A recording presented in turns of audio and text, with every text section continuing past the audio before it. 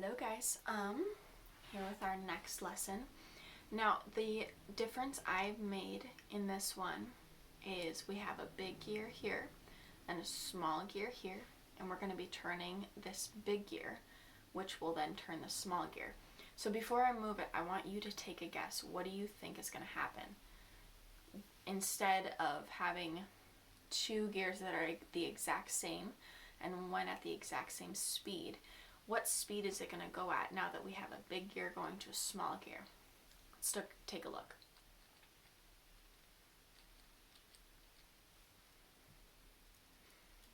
So, because we have a big gear going to a small gear, that small gear is moving a lot faster than our big gear. And you can see that from how fast this is going. So now I want you to think what would happen if we went in the opposite direction and we went from a small gear to a big gear. Let's see. I'll see you next time.